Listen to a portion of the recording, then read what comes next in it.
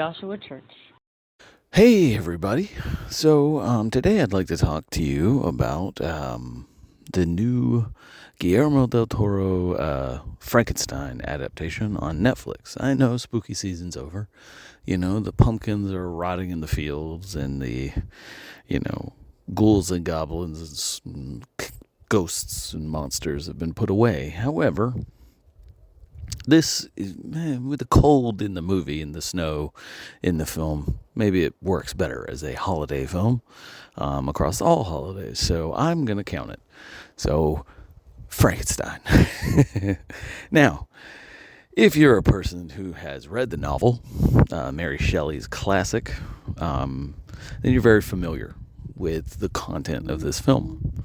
If you're somebody who only knows the classic Universal Monsters, bolts on the neck, quiet, fire bad, if you're only that person, then you'd be like shocked to see how much this version is different. Now, to be absolutely clear, it does take some liberties with the book, which I actually thought improved the story. It's done so in a way that's very true to the theme and the idea of the book, while also thickening the core fault of Victor Frankenstein himself, and his creation and abandonment of like this lifelong passion, this like desire to create this thing, and then to create it and immediately be horrified and flee. In the novel, there were several things that were different. I mean, the fact that his brother was a child, the fact that him and Elizabeth were cousins and adopted cousins, and therefore also going to be married, so she was to be his bride.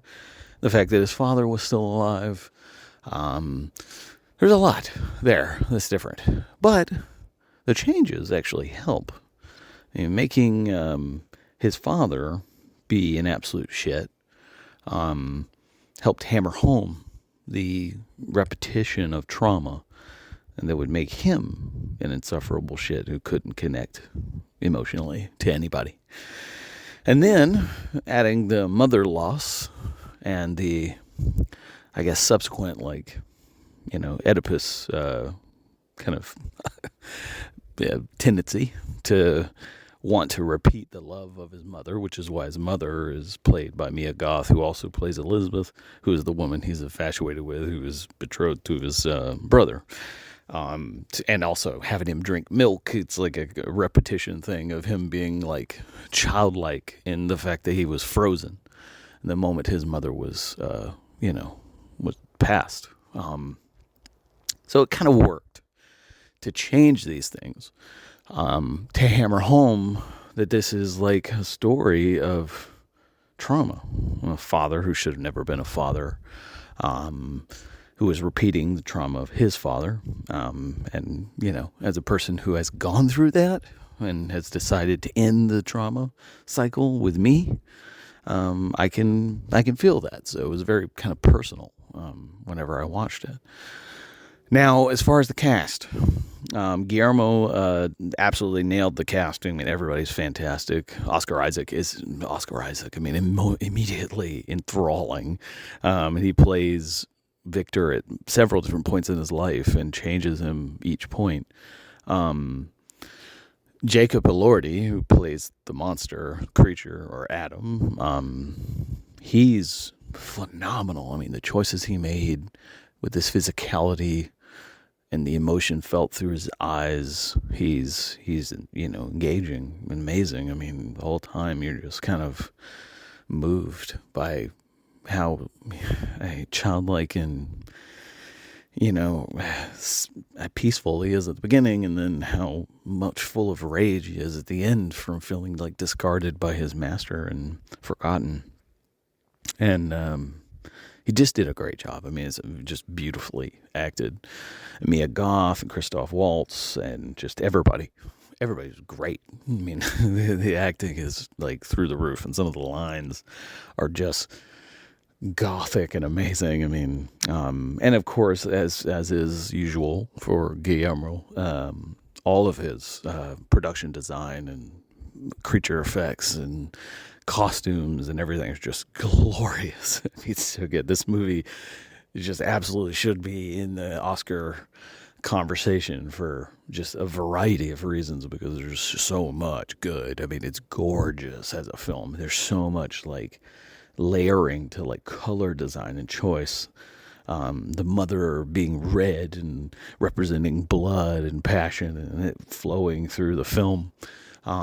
Victor having red gloves because he literally has blood on his hands. Elizabeth representing life and being obsessed with bugs and wearing green.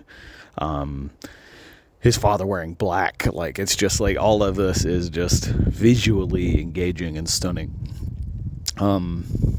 It's beautiful. I mean, all the stuff that you know from the books, if you've read it, just, make it better. I don't know. It's just, I took an extra time to watch it today with my son, and it just further cemented just how much I love it. And I think, even though Kenneth Branagh's version of Frankenstein is probably the closest to the book, exactly the book, I feel like this is a better version. Letting, the monster have his final moments with Victor and allowing the ending to unfold the way it did. The changes with Elizabeth, the changes with his brother, the changes with his father, his mother, all of it works.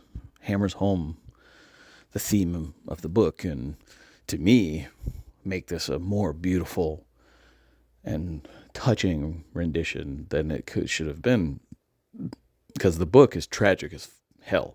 Just absolutely heartbreakingly tragic, and this still is, but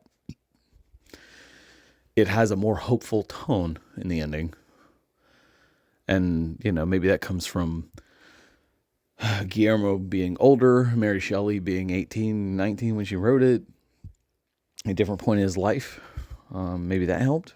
I know for myself, younger me was full of rage and anger, towards my father, towards various people in my life. The older me just wanted to be better and peaceful and not rageful anymore. I don't have that hatred in me anymore. I'm not angry, just done, and I want it to end. I want it to be better. And that's where it feels like the monster was. So, it's a very beautiful film. And honestly, God, it's probably one of my favorites I've seen probably since Superman, as far as something that just engaged me and made me just go, yes, this is a movie. Totally worth your time. Absolutely watch it if you haven't yet. If you can see it on the theater screen, go ahead and do it. Netflix, I wish, had made it more widely available to watch on screen. But if you can just watch it on Netflix, watch it on Netflix. But please put your phone down, turn it off.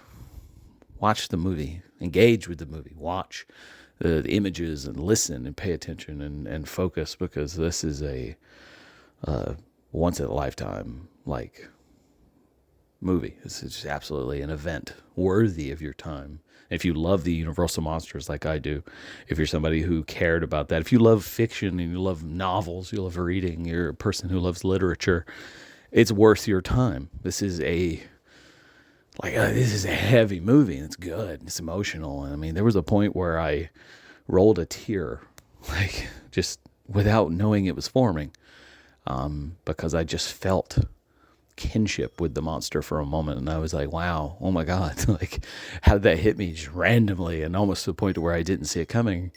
That's not usual. Usually I can feel it welling up, I can feel it happening. That one was just like, wow, I had to wipe the tear away and go, geez, did it get me? I didn't notice, so it just gets my stamp of approval 100%, 1000%.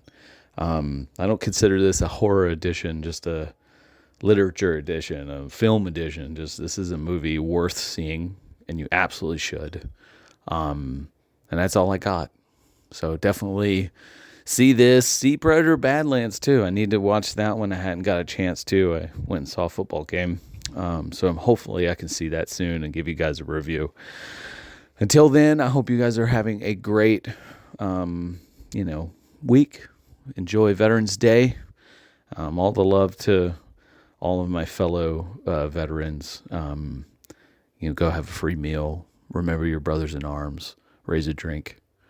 And just be kinder to everyone.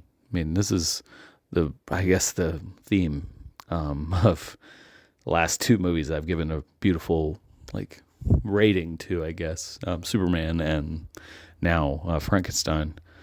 Is just to be kinder and gentler, more loving to your fellow man. Because we're all here on this planet and we have to share it. And we should be kinder to each other. And the holidays are coming up, so it's a good time to remember that. So that's all I got. I appreciate you guys. Thank you for listening to this channel, and until next time. Hey, like and subscribe. Be sure to check out more of the content on the Movie Dogs channel. All the reviews and cool remarks and cool guests like me, Josh Church, the owner of River Monster Comics. We are in Dunnellon, Florida, so if you're ever in the area, come by and check out the shop. Get some cool nerd stuff, comics, pops, toys, whatever. And swing by and just have some cool conversations about movies and all things pop culture. We appreciate you. See you soon.